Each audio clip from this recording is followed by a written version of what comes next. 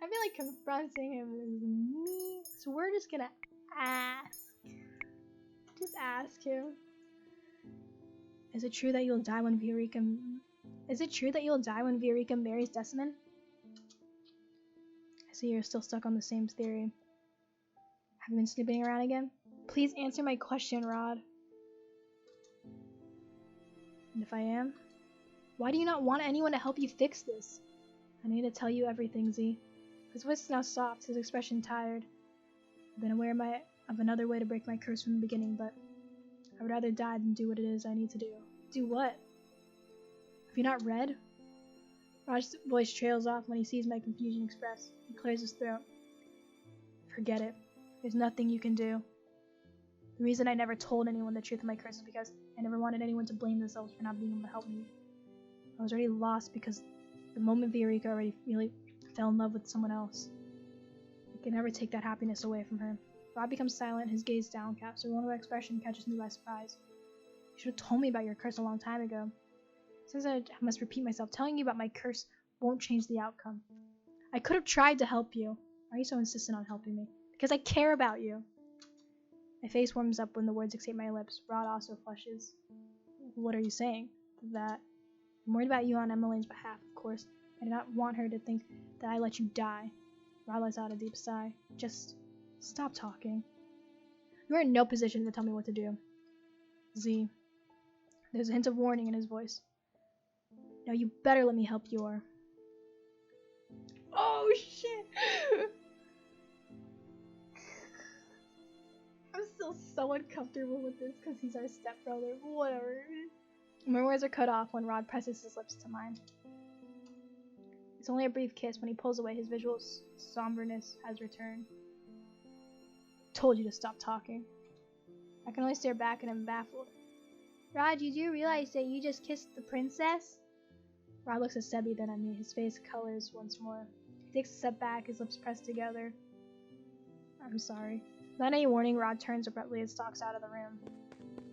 Sebi falls from her shoulders and falls to the ground, but Rod does not notice in his hurry to leave. I stare after him in shock. I can't believe he just ran away. I walk to where Sebi is and kneel down to pick him up. Are you alright? I'm fine, thank you, princess. Sebi tilts his head to the side.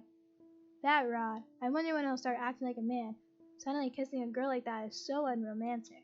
I think about the warmth of Rod's lips pressed against mine and flush again. Rod may not say much, but he has a lot going on in his head. Thoughts he doesn't ever want anyone to know. I don't want to speak on his behalf, but I know he really does care about you, princess. He's just a little standoffish and has a difficult time showing his emotions. He's sensitive like that. Take it from me. I'm always in his head. I care about him too, but what will become of my feelings once I break my curse? I return to being his stepsister, and this is all over. No, this is not the time to mull over such thoughts. I'm sorry for asking this of you, princess, but can you return me to Rod? That boy is useless without me. The exasperation in Sebi's voice makes me smile. So he acts like Rod's older sibling. Of course. So we didn't get the like diamond thing, but I mean he still kissed us. But you know, just to be sure, let's confront him. Is this how you really want things to end? What are you talking about? Have you ever thought about what your family will feel after they find out that you lied about your curse? You're going to die when Viorica gets married tomorrow, am I right? That is why you told me that there's nothing I can do to help you break your curse. Because there really is nothing you can do to help me. Viorica will never return my love. I already accepted my fate a long time ago. Lady Parfait was the only one who insisted I find another way to break my curse. Because she refuses to give up on you, and so that I will not give up on you either. I've been aware of another way to break my curse from the beginning, but I'd rather die than do what it is I need to do. Do what? Have you not read? Rod's voice trails off when he sees my confused expression. He clears his throat. Forget it. There's nothing more you can do. The reason I never told anyone the truth of my curse is because I never wanted anyone to blame me. Okay, so we already... Okay. When Rod does not open the door, I knock again. Rod's eyes widen as soon as he sees me. His face flushes a dark crimson. I'm here to return Sebi. Rod nods before slowly taking Sebi from my hands. Thank you. Be careful not to drop me again next time. There was a hint of a smile on Rod's face as he tapped Sebby's face. Sorry. He looks so much more at ease when he smiles. Rod faces me again with an apologetic expression. Z, I really am sorry for what I did earlier.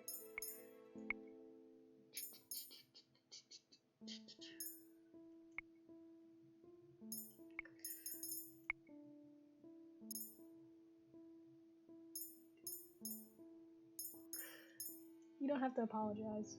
I know you did not intend to do that in the first place. The truth is, I actually... He trails off and averts his eyes slowly to the floor. Suffice to say, I'm not supposed to feel this way about you. What exactly are you feeling? So was there it? Okay. Rod flushes deep red before turning away. Don't ask me such an embarrassing question. The hovering silence becomes more pronounced as we both stop talking. You said you wanted to talk to me about something you discussed with Lady Parfait? Yes. I'm going to tell you that Delora will be here tomorrow to investigate. Now that we know Sir Alcaster is not the witch, we have to start our investigations over. Actually, about that, I know who the witch is. You do? It's Sir Mithros. He is the real witch. Sir Mithros, the one that Sir Alcaster was throwing around accusations last night. They were true. Sir Mithros is also already aware that Delora has been investigating the palace. We need to warn her. Then I will send Lady Parfait a quick message. We need to keep our guard around him too, especially you. I'm sure he already knows that you're the crown princess. I nod in response. For now, we should wait for Delora to show up tomorrow. But it's getting late. You should go and get some rest. When he says the words, I realize he's correct. My eyelids are heavy. You're right. I think I shall take my leave. Good night, Z. Good night, Rod. Months after Rod closes the door, I heard a familiar voice whispering in my ear. I see. I jump back in surprise and stare at him with wide eyes. Sir Mithros is leaning casually against one of the pedestals. So that is where the prince disappears to every now and then. No, he found... Oh, I thought we were at his room! I had no reason to care, but now I see it. If my guess is correct, he is also in league with the Lucis bearer. When I do not answer, Sir Mithros smiles and shrugs. Well, it does not matter. I glance around us and notice the green shield from earlier. Once again, no one will hear this conversation. Now that the prince has confirmed your doubts, what will your next course of action be? You want to help him break his curse, yes? Rod may have given up on breaking his curse, but I refuse to do nothing. In the way Sir Mithros is taunting me, he must know some other way to break the curse. Oh, so I'm guessing the final piece we need for her to break her curse is breaking his curse. That's my guess. I mean, you can tell she clearly cares about it and has no ulterior motives to break his curse now. Rod will not be happy about this, but I need to use whatever means necessary to save him. Do you know how to break the curse, Sir Mithros? I will assume that you have not read the full fairy tale if you do not know. Yes, princess, I know. Tell me. Mithros cocks an eyebrow and waves a finger at me. Do you not realize by now how witches work, princess? It was a deal. I'll help you, but you must help me with something in return. No! Help you? If you're planning on betraying the king... I have no plans on taking the crown, or harming any members of the royal family. What? Then what is it that you would want from me? I prefer keeping you in suspense. No. This is a bad idea and you know it.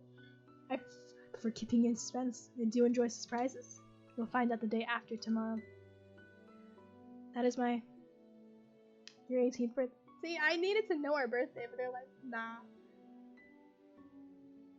I'm scared. I look at him perplexed. Why does it have to be on my birthday? Don't worry, Your Highness. What I request from you will also make for a pleasant gift. What do you say? I bite my lower lip as I consider. I'm worried about Sir Mithros' request, but I no longer have time. Veroka's marriage is tomorrow, and Sir Mithros has the upper hand. I understand. Good, now. Remember, dear Z, witches are bound to their oaths. In order for the prince to regain his voice in life, something must be taken by force, just like in the fairy tale. What does he mean by that? Tell me what I must do. Oh, I did forget to mention this, but it is not you who must act, but the prince. What? If Rod could help himself, he already would have done so. Please trust me, princess. You'll have my aid, and I will make sure the prince's curse is broken. But I mean, he did kiss me, but I can't think of any other way to break the curse for him.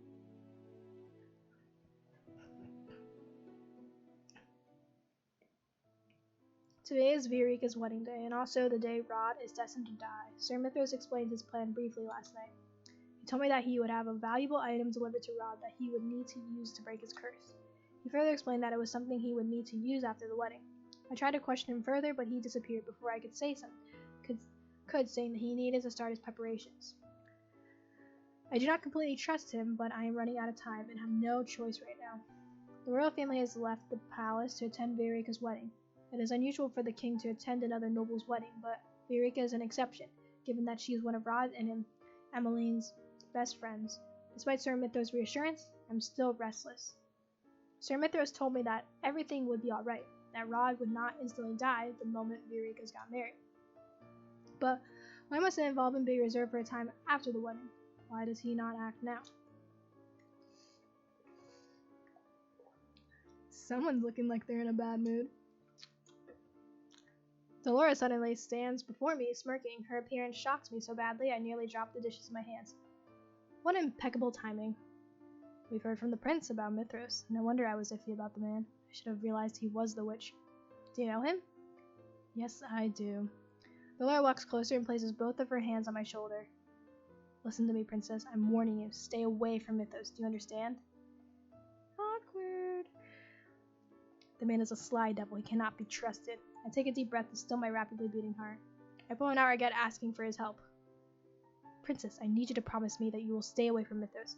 Yes, of course. Good. For the time being, I will resume my investigation. If I'm lucky, I'll find out what Mithras hopes to accomplish. Actually, he's not in the palace right now. He went with the royal family to attend a wedding. A wedding, huh? How unusual. I can only assume he must be there at the wedding to help Rod. Well then, better make use of his absence while I can. See you later, princess.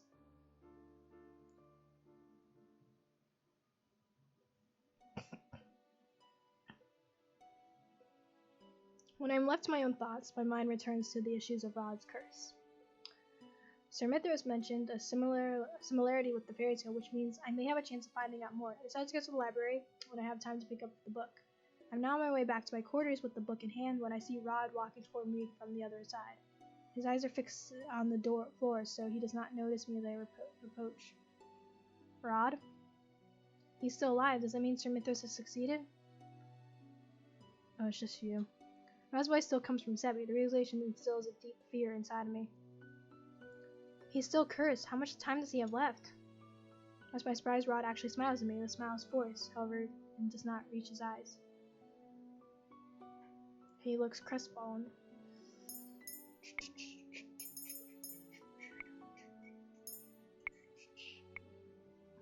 Are you alright? I'm fine. Are you sure?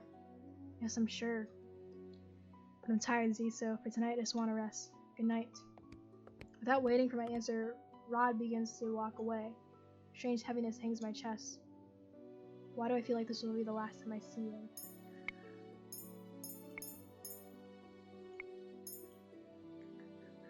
How was the wedding? I quickly clamped my hand over my mouth after I asked the question. Rod just saw the person he loves getting married today. I already know how he feels. I apologize. I should not have asked that. Rod looks at me surprised and then to my shock, he starts chuckling. Why are you laughing? You look like a criminal caught in the act of a crime. I apologize for trying to be sensitive, Your Highness. Without realizing it, I smiled back at him. Looks like Rod has finally learned to converse with me normally. I hope this will not be the last time I see him smile like this. There wasn't diamonds for either that interaction, but I feel like that second one was the better. I'm tired, Z. I will return to my room for the night. Rod looks at me and smiles and smiles. Oh, wait, there is. Good night, Z. Without waiting for my answer, Rod begins to walk away. I glance down at the book in my hands, then slowly open to the last page of the Little Mermaid fairy tale. I start reading from the section where the mermaid sister explains how to get her fins back. Oh, right. Yeah, I remember this, actually. Take this knife before the sun rises. You must plunge it into the heart of the prince, and you'll be a mermaid once again. Oh, no. See, he can't do that either. No. The book falls from my hands and collapses to the floor. I stare at it, dumbfounded. Wait, this means Rod needs to kill Viorica? Then the item that Sir Mithras mentioned earlier. Could it be the knife? I need to find him. I turn to start running in the direction of Rod's room in hopes that I will still be able to catch Sir Mithras there. When I come to the end of the hallway, however, it's not Mithras who stands by Rod's door. Emmeline? Emmeline is slowly walking in the direction of the throne room. Her movements seem oddly mechanical. Oh no, is that not good? I rush toward her. Princess Emmeline, where are you going? Must go to Rod. Why is she going to the throne room? Rod is back in his room. My eyes catch on something shining in Emmeline's hands. My heart nearly stops when I see that it's a knife. Emmeline, what are you? If he kills his beloved with his blade, his curse will break and he won't die. It's as if she's in a trance. Is the Sir Mithras doing? Is she under one of his spells? Emmeline, step out of it. Emmeline starts walking again, ignoring me when I try to approach her again, thinking to steal the knife. A shadow suddenly comes to stand between us. Varg looms in front of me, smirking. Where did you come from? Let me through, Varg. No can do, princess. Don't you want to save the prince? I look at Emmeline, who had not even turned to glance at us. I glare at Varg, who's still standing in my way, grinning. Step aside, Varg. Feisty. You're a more interesting princess than your stepsister. I try to sidestep, but Varg follows my motions. I try again and again, but he just thwarts my progress. He holds his hands up in the air, eyebrows raised. Tell me what you would do if I did let you go. Would you stop him from killing the girl? Rod would never kill her. He would never do anything to harm the person he loves. He refused to do it, and he has no reason to do it now. Varg is silent for a few moments as he considers. Interesting. He steps aside and bows. Go ahead then. You are letting me go? I would like to see this play end as may, without any strings attached. Final chapter. Silent farewell. I mean, this is probably the wrap up to the story, right? When I push open the door, I find Rod kneeling down. Emmeline lies on the floor in front of him, unconscious. Emmeline! She's fine, she's just sleeping. Something glints in Rod's hand. Even from this distance, I know it's the same knife Emmeline was holding earlier. Out of the corner of my eye, I see someone slouched against one of the pillars. Viorica? I rush to her side, then sigh in relief when I see the gentle rise and fall of her chest. She's still alive. How did she get here? It was Sir Mithras' plan. I remember walking back to my room after talking with you. I blacked out when I came to. I was ready here with Viorica. I've already checked on her. She seems to be under some kind of sleeping spell. I came in just a few minutes ago, passed me the knife, and then simply collapsed as they were begging me to kill Viorica. I think Emma's under a spell as well. Rod glances down at the knife in his hand and expression glassy.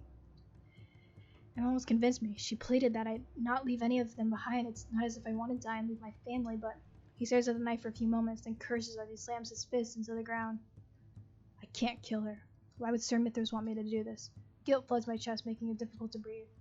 I was the one who asked Sir Mithras to help Rod. He said he knew how to break his curse, but I did not realize that in order to break his curse, he needed to kill the person he loved. I relied entirely on the story. Emmeline told me, and that was my biggest mistake. I should have read the full fairy tale. I could never kill her. Such a shame. Sir Mithras emerged from the shadows, looking at us with disappointment.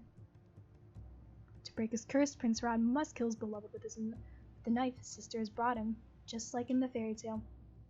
Mithras turns to Rod. And here I thought that your sister might be able to change your mind. You were, after all, supposed to do this of your own accord. I was wrong. I shouldn't have underestimated your stubbornness. Casting a spell on you would have solved this problem entirely. Why are you doing this? Well, Sir Mithras shifts his gaze to me. Rod follows his gaze to me and raises his eyebrows. There's no use to lying to now. I asked Sir Mithras to help me break your curse. You what? I didn't know that you were meant to kill Viorica. Rod shakes his head, his face marred with disappointment. Anyone who tries to help me will inevitably make things harder for me, Z. I wanted to help you, Rod. I already made up my mind. If you really wanted to help, then please respect my decision. Please. Shame, and I thought I would be witnessing a dramatic finale tonight. Sir Mithras starts to walk away. I'm about to chase after him, but then I realize that there's nothing else he can do. Rod has made his decision. I feel my heart plummet as I slowly nod at him. So, There really is no other way? I can never break my curse like this. Viorica was my first love, and my good friend. Besides that, my love for her faded a long time ago. She's been replaced. You've been my beloved for quite some time already, Z. But it doesn't matter, does it? I will die soon. Rod, I feel a heavy weight on my chest as if some force is crushing my heart. I'm sorry. I promised myself that I would save your life, but I failed. I blinked back the tears that are brimming in my eyes. Rod stands, then moves over to stand before me. He places a hand on my cheek. You've done nothing wrong, Z, so please don't blame yourself. What did I expect to happen? Even if Rod had killed Viorica today, he would have to carry that burden for the rest of his life. Not because I asked a wish to make him do something he did not want to do in the first place. Rod reaches for Sebi and places him in my hands. Once the clock strikes 12, I'm going to disappear. Really ashamed that I'll be disappearing on your birthday. It would have been nice to celebrate this one with you. Promise you'll take care of my family for me. There must be another way. You cannot go just yet. I'm sorry, Z. I cannot bring myself to consider what is happening. Panic engulfs my senses as I stare at Rod, who's becoming translucent. Wow, Is this better than me ending up with my stepbrother, though? I'm not sure. Rod, if only I could be with you and everyone else just for a bit longer. Despite the fact that his words waver, when Rod looks at me, his smile is bright and warm. My vision blurs as tears gather in my eyes. I like you, Z. If we had more time together, I think I would have grown to truly love you. And the next instant, his body is dissolved into soft orbs of light. The light gathers in the air, then begins to fade. I'm so sorry. Is there any way for a good ending on this? The end. That's it. Is that really it? Bad. I got the bad. What? But I did like everything right. What did I do wrong? Is it just because I didn't get like that diamond thing that one time? Merman's remains. Huh. Well, I guess that's the end to that one. I'm actually kind of curious to play it some more. But we'll see what I decide. I'll see you guys in the next game. Bye!